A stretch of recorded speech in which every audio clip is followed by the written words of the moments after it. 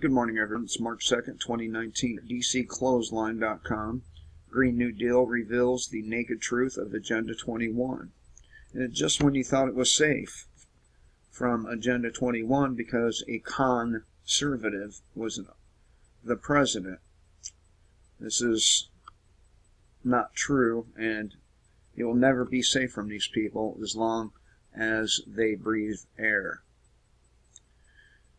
Sometimes if you fight hard enough and refuse to back down, no matter the odds, your truth is vindicated and prevails. For 20 years I have been labeled a conspiracy theorist, scaremonger, extremist, dangerous, nutcase. I've been denied access to stages, major news programs, and awarded tinfoil hats, all because I have worked to expose Agenda 21 and its policy of sustainable development as a danger to our property rights, economic system, and culture of freedom. Except there's a problem.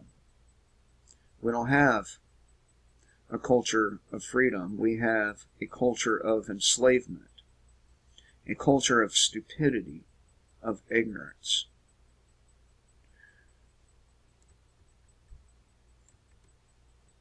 From its inception in 1992 at the United Nations Earth Summit, 50,000 delegates, heads of state, diplomats, and non-governmental organizations held Agenda 21 as the comprehensive blueprint for the reorganization of human society. The 350-page, 40-chapter Agenda 21 document was quite detailed and explicit in its purpose and goals. They warned us that the reorganization would be dictated through all-encompassing policies affecting every aspect of our lives, using environmental protection simply as the excuse to pull at our emotions and get us to voluntarily surrender our liberties. And of course, many people have surrender liberties.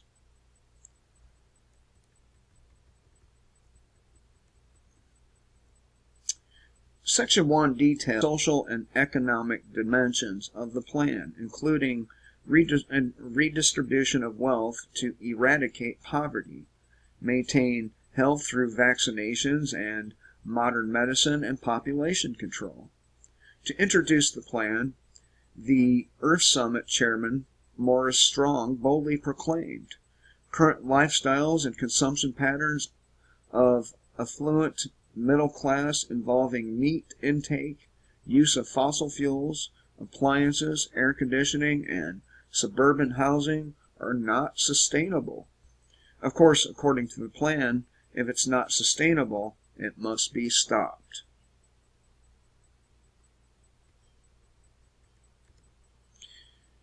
In support of the plan, David Brower of the Sierra Club said childbearing should be a punishable crime against society unless the parents hold a government license. Leading environmental groups advocated that the earth could only support a maximum of 1 billion people. Leading famed Dr. Jacques Cousteau, I'm not sure if I'm pronouncing that right, to declare, in order to stabilize world population, we must eliminate 350,000 people per day. Section 2 provides the conservation and management of resources for development by outlining how environmental protection was to be the main weapon, including global protection of atmosphere, land, mountains, oceans, and fresh water, all under the control of the United Nations. To achieve such global control to save the planet, it is necessary to eliminate national sovereignty and independent nations. Eliminating national borders quickly led to the excuse for openly allowing the natural migration of peoples. The UN Commission on Global Governance clearly outlined the goal for global control, stating, in quotes, the concept of national sovereignty has been immutable, indeed a sacred principle of international relations. It is a principle which will yield only slowly and reluctantly to new imperatives of global environmental cooperation. End quote. That pretty much explains why the supporters of such a goal go a little off the rails when a presidential candidate makes his campaign slogan, "Make America Great Again." The main weapon for the agenda was the threat of environmental Armageddon, particularly manifested through the charge of man-made global warming, later to conveniently become climate change. It doesn't matter if true science refused to cooperate in this scheme, as actual global temperatures really are not rising, and there continues to be no evidence of any man-made effect on the climate. Truth hasn't been important to the scaremongers. Timothy With, president of the UN Foundation, said, in quotes, "We've got to ride this global warming issue. Even if the theory of global warming is wrong, we will be doing the right thing in terms of economic and environmental policy." End quote. To further drive home their complete lack of concern for truth, Paul Watson of Greenpeace declared, in quotes, "It doesn't matter what is true. It only matters what people believe is true." End quote.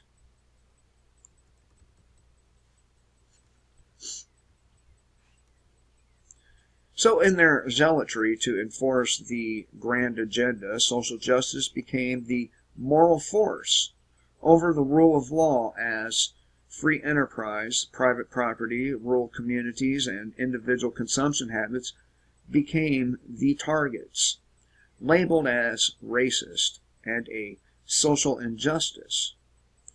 Such established institutions in free market economics were seen as obstructions to the plan, as were traditional family units, religion, and those who were able to live independently in rural areas.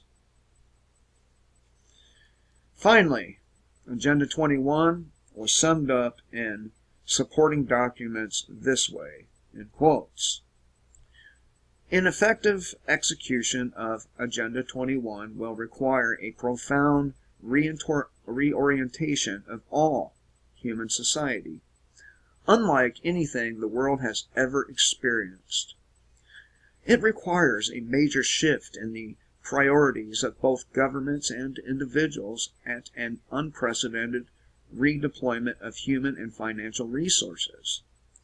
This shift will demand that a concern for the environmental consequences of every human action be integrated into individual and collective decision-making at every level."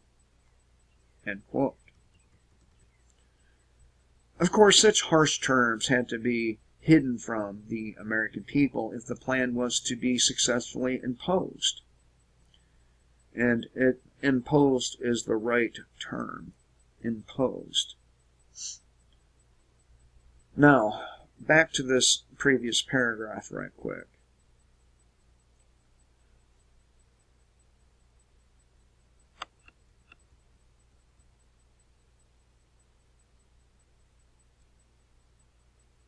Now, the rule of law, these right-wingers love to use that phrase, but what they really mean is the rule of them, their rule. I mean, after all, they are the people who make the laws, right?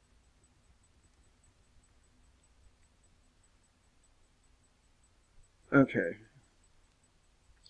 Of course, such harsh terms had to be hidden from the American people if the plan was to be successfully imposed. They call it a suggestion for voluntary action, just in case a nation or community wanted to do something positive for mankind.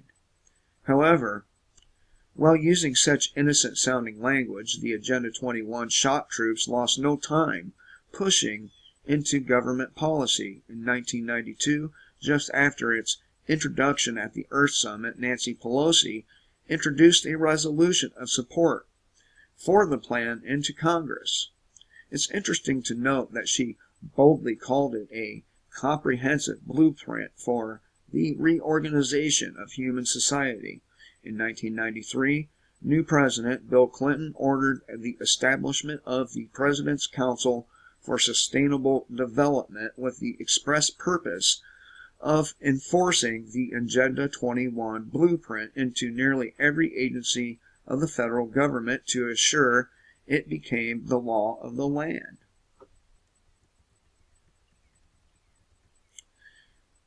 Then, the American Planning Association issued a newsletter in 1994 supporting Agenda 21's idea as an comprehensive blueprint for local planning. So much for a voluntary idea.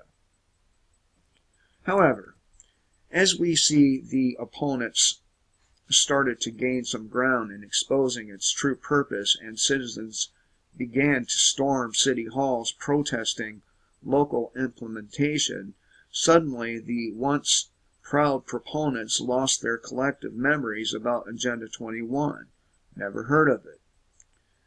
There are no blue helmet troops at City Hall, said one proponent, meaning policies being used to impose it were not UN driven, but just local. Oh, you mean that innocuous 20-year-old document that has no enforcement capability?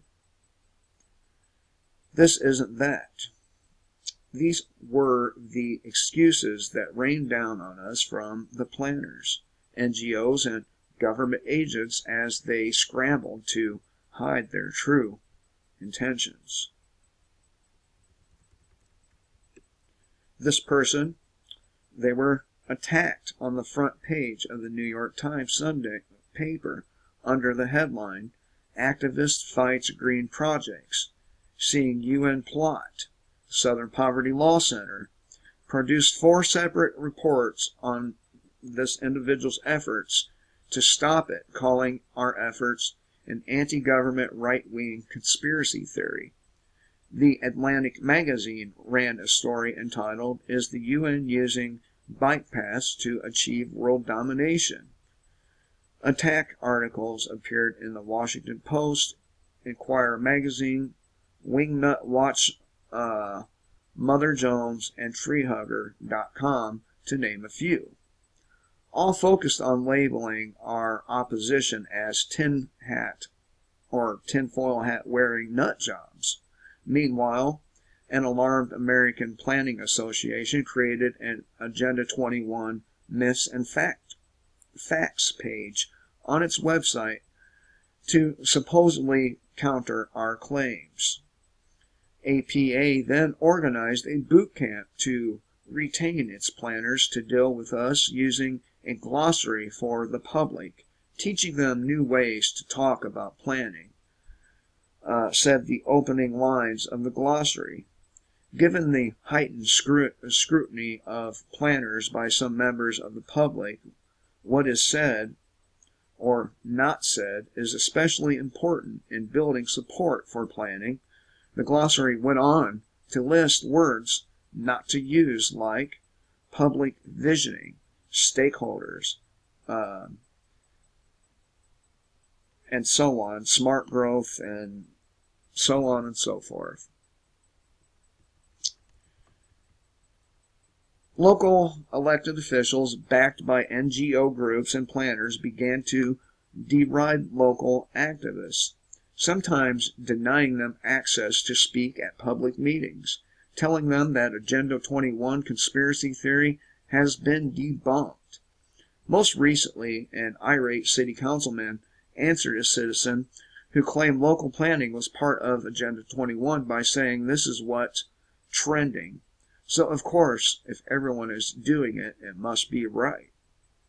If everyone is doing it, a good rule of thumb is that it's wrong.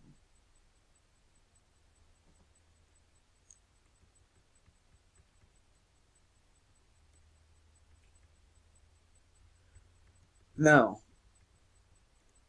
enter the Green New Deal, representing the boldest tactic yet. The origins of the purpose of the Green New Deal couldn't be more transparent. The forces behind Agenda 21 and its goal of reorganizing human society have become both impatient and scared. Impatient that 27 years after Agenda 21 was introduced and after hundreds of meetings, planning sessions, massive propaganda, and billions of dollars spent, the plan still is not fully in place. Scared because people around the world are starting to learn its true purpose, and opposition is beginning to grow.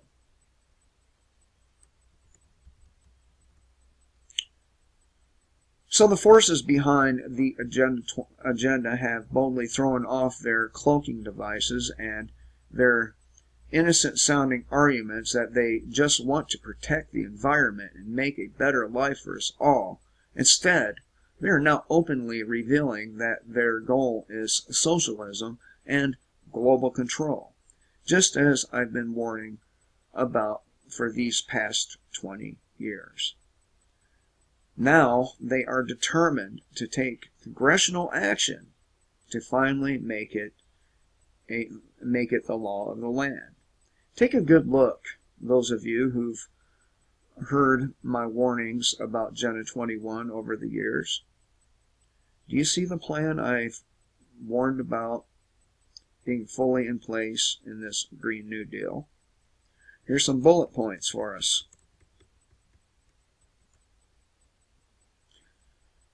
And he's not the only one that's been warning about this.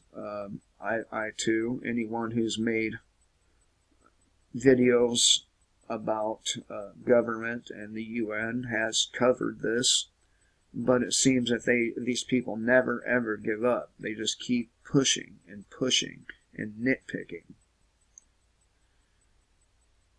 I warned that Agenda 21 would control every aspect of our lives, including how and where we live, the jobs we have, the mode of transportation available to us, and even what we eat. The Green New Deal is a tax on everything we do: make, wear, eat, drink, drive, import, export, and even breathe. In opposing smart growth plans in your local community, I said the main goal was to eliminate cars to be replaced with bikes, walking, and light rail trains. The Green New Deal calls for the elimination of the internal combustion engine. Stay alert. The next step will be to put a ban on sales of new combustion engines by a specific date, and then limiting the number of new vehicles to be sold. Bans on commercial truck shipping will follow. Then they will turn to airplanes, reducing their use. Always higher and higher taxes will be used to get the public to voluntarily reduce their use of such personal transportation choices. That's how it works. Slowly but steadily toward the goal.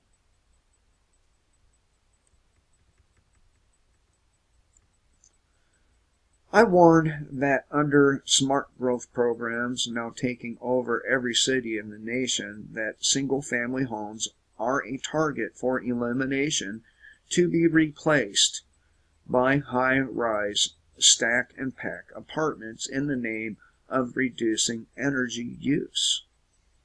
That will include curfews on carbon heating systems, mandating they be turned off during certain hours. Heating oil devices will become illegal.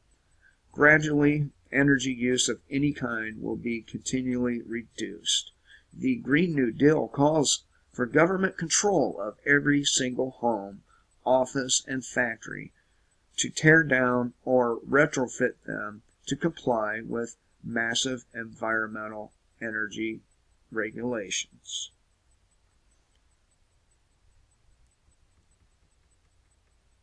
I warned that Agenda 21 sustainable policy sought to drive those in rural areas off the farms and into the cities where they could be better controlled.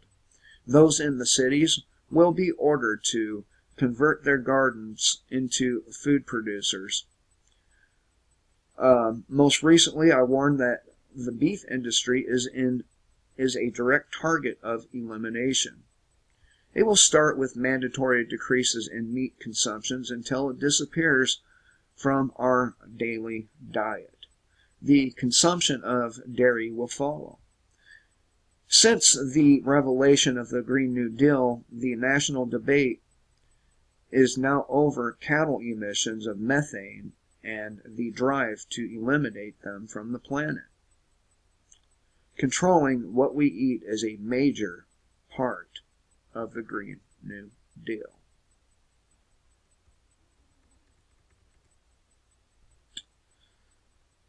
I warned that part of the plan for Agenda 2030 was zero economic growth.